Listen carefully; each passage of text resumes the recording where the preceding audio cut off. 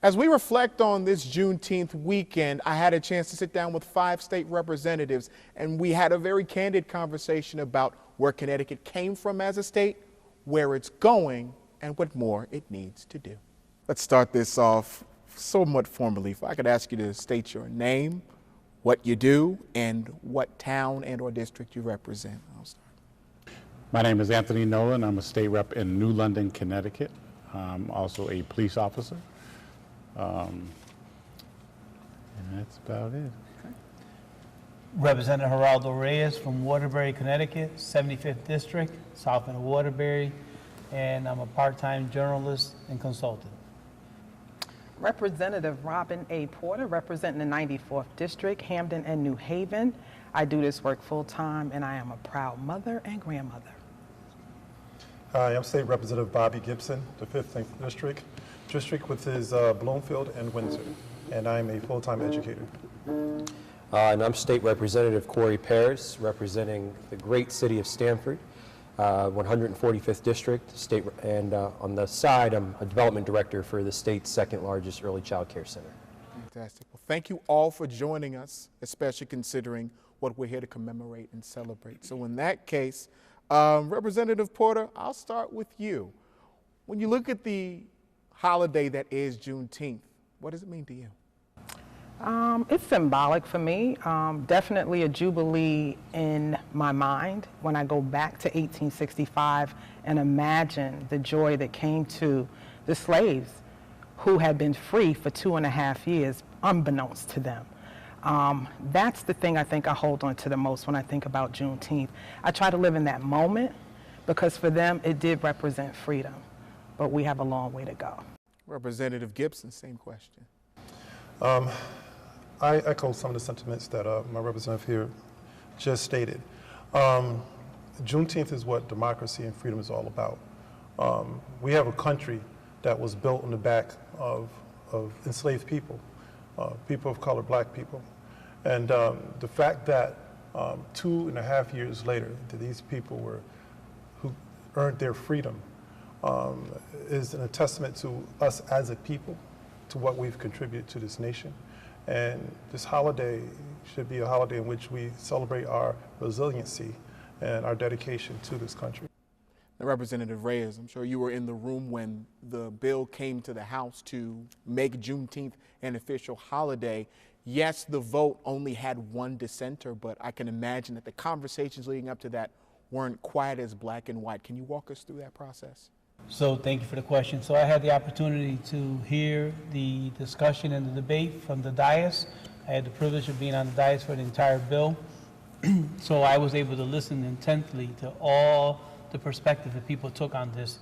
And I was amazed, to be honest with you, about the number of people that honestly spoke about not even knowing what Juneteenth was about. And I was a little bit taken back by some of the comments, to be honest with you. And we were in the reference to about the cost of the holiday, which to me had no bearing on the actual point that we were trying to make, that Juneteenth needed to be celebrated for, this in my mind is part of reparations. You have to start reparations. You have to have those hard conversations. And that's where I'm starting from. This is a part of reparation. And Representative Paris, I saw you nodding your head a little bit as you were walking through that. It's interesting that you brought up, the cost of the holiday and how, I guess, little that mattered. What impact did that actually have on the discussion at all? Well, I think the impact was minimal because obviously it's now a statewide holiday and will be observed next year. But I think what was more disappointing was the fact that that would even be used as a reasoning for not supporting this piece of legislation. I don't think that there's anything, and I'm sure my colleagues would agree with me, I don't think there's anything in this world that would be able to replace or make up for all of the lives lost and the blood shed through the many years that this country has faced with slavery. There's nothing we can do to repay what's been lost. And so to bring that up as a reason why we should not have this as a statewide observed holiday, it was insulting. Representative Nolan, I'd actually like to follow up on that a bit because I can imagine if whether you're on the dais or not, how were you feeling when you heard these conversations going on? Frustrated that people still have the mentality to think that a holiday like this is not important to people of color, black people. And just to hear some of the back and forth, and for me to have to go over and almost console a couple of the other side because of how I was so strong, and what I said was something that I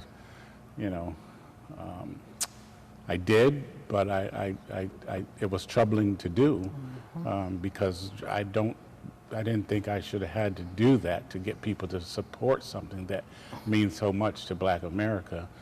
I look back, as Representative Porter said, I try and put myself back when, in the time that they were trying to become free and what they had to go through and how they attempted to do justice for themselves with the many different conflicts that were going on, and it was frustrating. I also had to, pull myself back a little bit and allow them to voice their opinions. But when you voice your opinion and you don't know what you're talking about, that's where it becomes a challenge.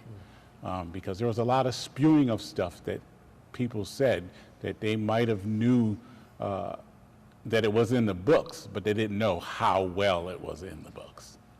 Representative Gibson, talk to me about the balance of what it meant to know the truth, to speak the truth, and yet feel like you can't show too much emotion, but have to get your point across. I mean, I heard Representative Nolan speak about it, but if you can elaborate on that just a bit. Well, that's what it's about, your question, right? It's about the truth, right? The truth is that in this country, Juneteenth came about because it was an economic issue, right? They didn't want to let go of those slaves in Galveston, Texas, so they can continue to pick the cotton, so they can continue that industry, right? And so they had to have federal troops come in to enforce a law, right? And I mean, in this country, again, it's about the truth, right? The truth is, the matter is, we as Black people are a group of people that were brought here against our will. We were enslaved, right? And in 1619, those first Black people arrived on the shores of Virginia, right? And so if you really look at from 1619 to when slavery ended, for most of this country, the other people, if you weren't Black, you had a 244-year head start on being successful in this country. Those enslaved people in Galveston, Texas had a 246.5 year. They were behind those many years compared to those others who enrolled on this turf in 1619. So when you talk about Juneteenth, and when you're talking about actually equity, you're talking about this country that was built on the backs of Black folks. And it's not a situation where it's to get angry or to be too emotional, but to accept it and do what's needed to fix it. Because this country is broke when it comes to Black people. Representative Porter, when it comes to education about the holiday in general, I know the general sentiment I've gotten from all of you is how shocked you were at how people were sort of pulling these ideas out of left field. Now that you're here and it's an official holiday, what would you like to make sure the state does moving forward, and how can you and all of you in that fact contribute to it? I would like to see the state make sure that they honor, it with integrity, which means that we truly and authentically educate people on the truth, on the facts, because there's been a lot of miseducation in this country and just a lot of facts that have been left out. And I want it to be taught as American history, because it is American history. And I think when we start talking about African history and Latino history, and there's this great divide that comes. And this is how people are conquered. And if we're going to come together and be strong as a unit and as a whole in this country, then we need to talk to this in a singular tone. We are one, and we were the ones that came and started this. And I think in the debate, that was part of my frustration. Like certain people were trying to diminish, what had happened to us and what continues to happen to us. Because even when this was passed and they found out in 1865 that they were free, let's not forget, not only was it delayed freedom, but it was also not the full breadth or the full benefits of freedom, because you had slaves who have told their stories from this time and stated, look, we were asked to work an extra 6 years. One woman, they have history from when she was stating that she was still whipped and kept in slavery, even after they came to Galveston and told that they were free. And the fact that they migrated to Houston because there was still so much oppression in Galveston speaks to the fact that it was delayed freedom, but on top of that, it was not the full breadth of freedom. And just to piggyback off of something that Representative Gibson said, he said it was that slavery ended. I will say this, what we need to be teaching is that a form of slavery ended, because we have been taken from the plantation to the prisons, right? Let's talk about that. But there are also other forms of slavery, and it's structural, and it's racist, and it's built into the system. So as we educate in the system that now exists, I want to see us dismantle those things and bring in the full breadth of freedom for everyone. Representative Reyes, I really appreciate your response when you talked about just kind of how bewildered you were at what you had heard in the chambers. Let's fast forward a little bit if we could. Is there a worry that Juneteenth becomes the next Martin Luther King Jr. Day, in the sense that it ends up being almost a whitewashing of everything that happened? And even though we're looking ahead, how do you handle that? Only 3 states have actually federally recognized the Juneteenth holiday. 47 states have actually, in some form or another, acknowledged it, but don't recognize it formally. So formally, it's only 3 states. Connecticut is the 3rd. And I would say this. This I see as building blocks. The African American, Puerto Rican, and Latino study bill that was passed 2 years ago, which is now in curriculum, is, in my estimation, one of the building blocks to get the truth out. Because if our children, if you're just going to read about the Emancipation Proclamation that Abraham Lincoln freed the slaves, and don't know about Juneteenth, and don't know that some slaves were not free for 2.5 years, maybe 6 years, this is the truth that we need to see in our history books that we're teaching our children now. And we just passed this into law. And I will credit 100% the Black and Puerto Rican Caucus for driving all these initiatives that I call, they're the building blocks, and we're not done. And the curriculum that's in place right now is an elective. We want to make it a mandate, because if you want to teach American history, you have to be all-inclusive. And I think it's important that it's not an elective, that everybody really, really see what is the American history, starting with the indigenous people whose land we took to begin with. So then, Representative Paris, when people want to celebrate Juneteenth, how do you find that balance between the sober education of what the holiday is about, but the celebration that indeed it actually happened? Well, I think there's 2 things, right, that I want to point out here. I think if you removed every major accomplishment that the African American community has given to this country, and you put every accomplishment and you removed it and you looked at the history book as it was, it would be a very thin history book. Our fingerprints are on everything embedded in the culture of this country. And I think, seriously, being one of the younger members of the General Assembly, coming from the generation that I come from, we have a saying, we do things for the culture. And I really do believe that what this will be able to do is, it's incumbent upon my generation, but also the generation before us, to figure out a way to come together for the culture, to expand this for future generations as we move forward. I think there's so much history and so many customs and so many traditions within our culture that are lost, that we haven't done a good job with trying to pass down to many young people, and this is a real chance for us to be able to pick up that torch and march forward to continue to create progress. It's not going to be easy. It's not going to take, be an overnight sensation, but I do believe it will certainly add more to that same history book that we talked about, with our fingerprints still all in it. Please. I think that we also need to make mention that, the Jubilee, the celebration, right? The barbecues and the parties and the games, and it was done in the spirit and birthed out of Juneteenth. But that's something we do as Black people every day.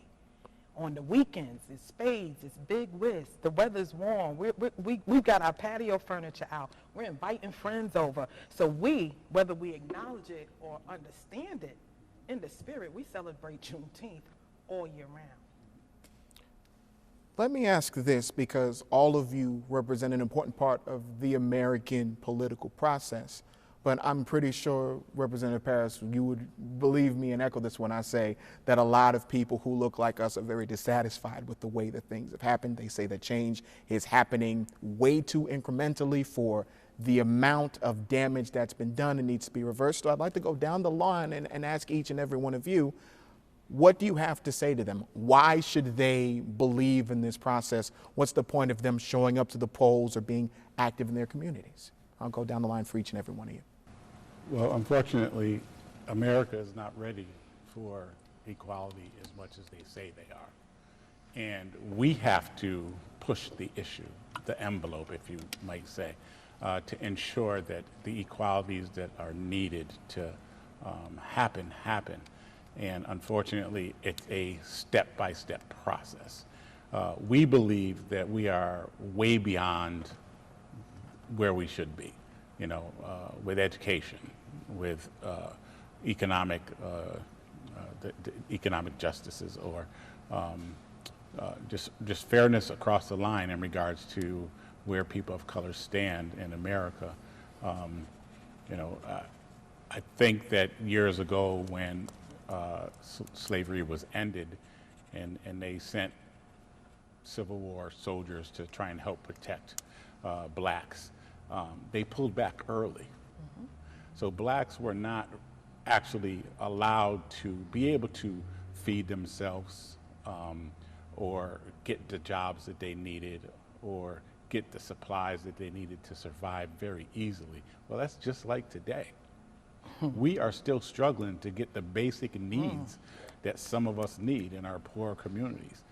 When it comes to health care, yeah, they go see a doctor, but they don't get a great amount of health care or the correct kind of health care to make sure that they get service quality. Thank you. So we are still way beyond what we're supposed to be at. When I can wake up and say that I'm going to have the same that someone that's a billionaire can have when it comes to health care or when it comes to education, that's when we can relax. But until that happens, the fight is going to be on.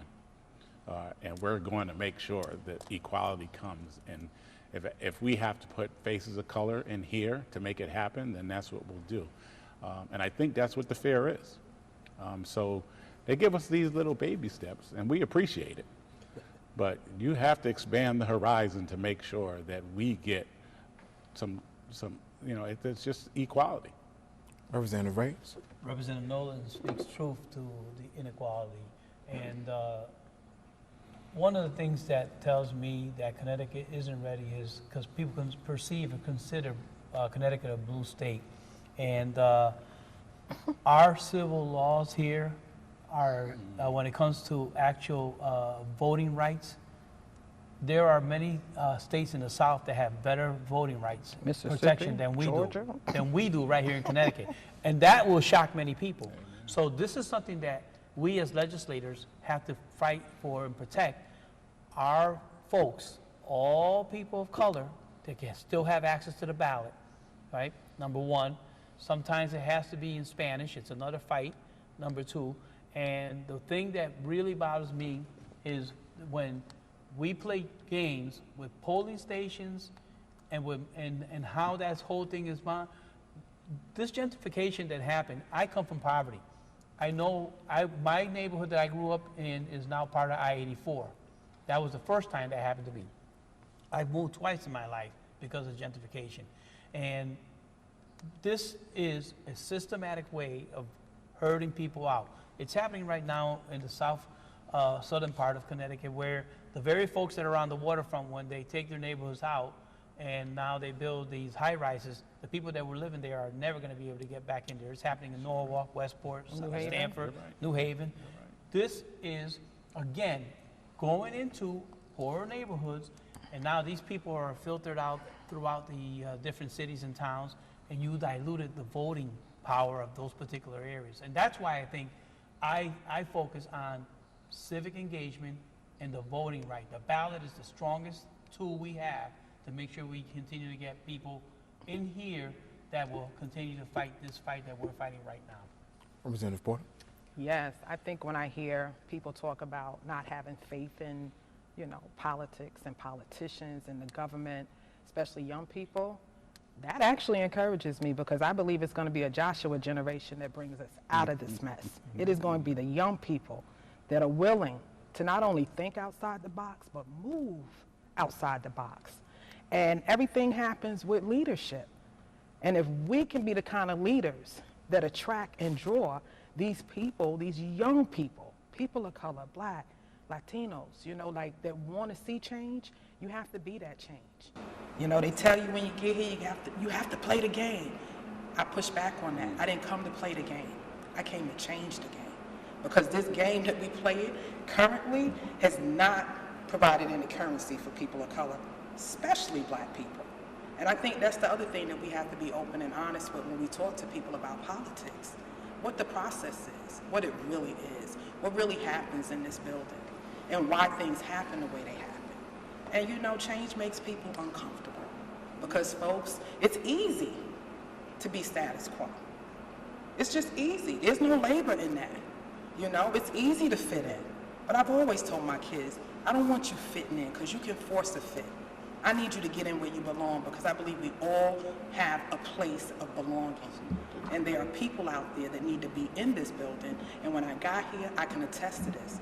Imposter syndrome for a whole year. Just felt so out of place.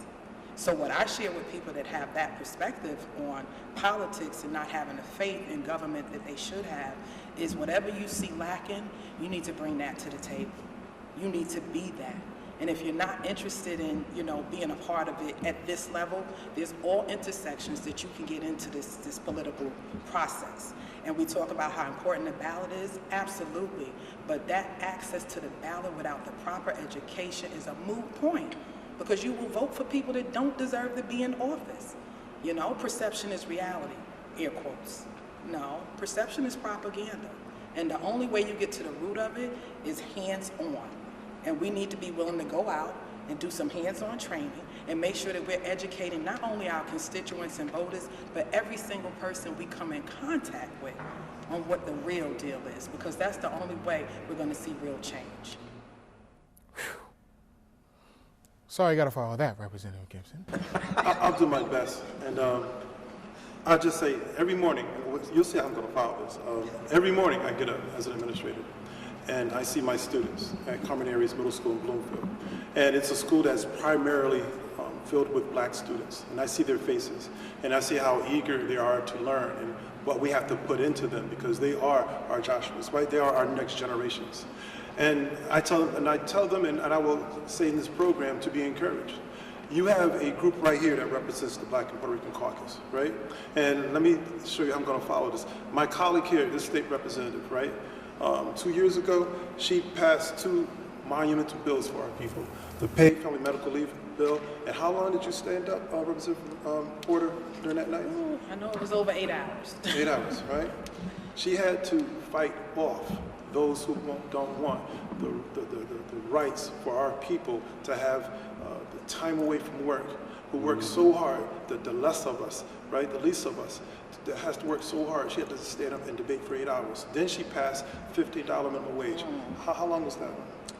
14 plus hours. 14 plus hours. Imagine standing for 14 plus hours debating.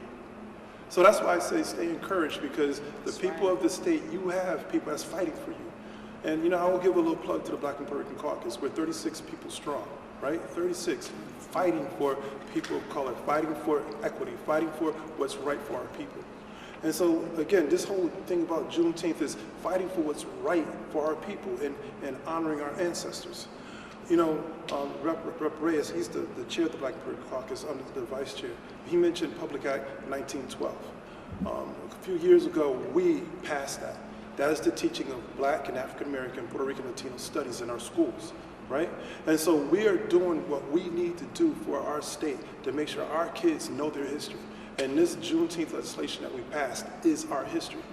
So I would say, you ask why believe, why vote, because you know what, we believe, and we believe in the people of Connecticut, and we're fighting for the people of Connecticut. We're fighting for all people of Connecticut, but in our communities and that we directly represent, we're fighting for the Black people, because we have been held back so far.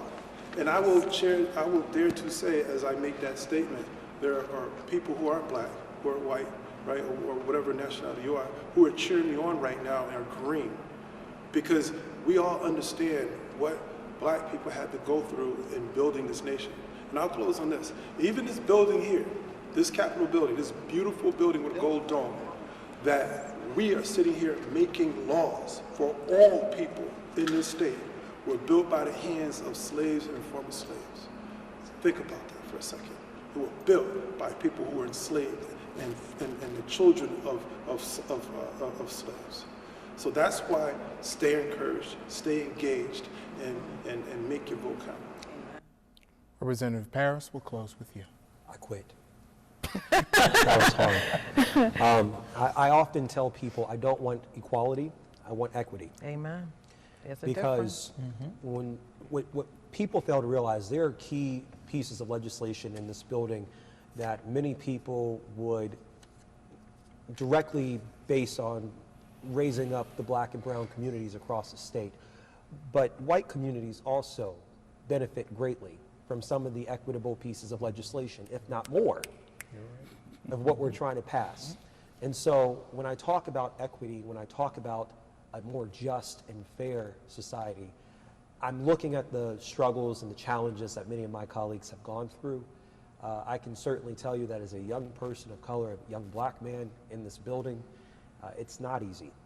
But I've never seen my generation, my friends, my colleagues, my fellow young people more energized and more interested in being educated about how to change the system that we have before us.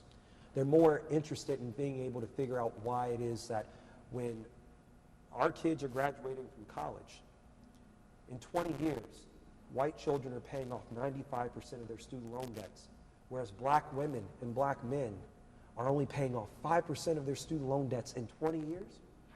5%. Why the home ownership is low amongst our people across not only our state, but across our country. Why our kids are facing food insecurity at greater risk than anyone else in the state. But when we figure out how equity can really be able to push us forward, then that's when this holiday, that's when all of our work really does become more a fruition of the great hope that we've heard from Malcolm, that we've heard from Martin, from Bobby, from Jack, from all those who had a great vision for this country. So for me, I keep thinking to myself some days where I get really exasperated by this work. If I don't like the justice system, become a judge. If I don't like the political system, be in politics. If you don't like how your kids are learning, be an administrator, be a teacher.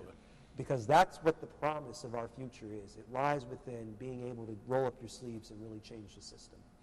See why we need young people? Powerful words. Yes. Powerful words. Representative Anthony Nolan, Representative Geraldo Reyes, Representative Robin Porter, Representative Bobby Gibson, Representative Corey Paris. Thank you all so much for taking this time to spend with us. Thank you. Appreciate it.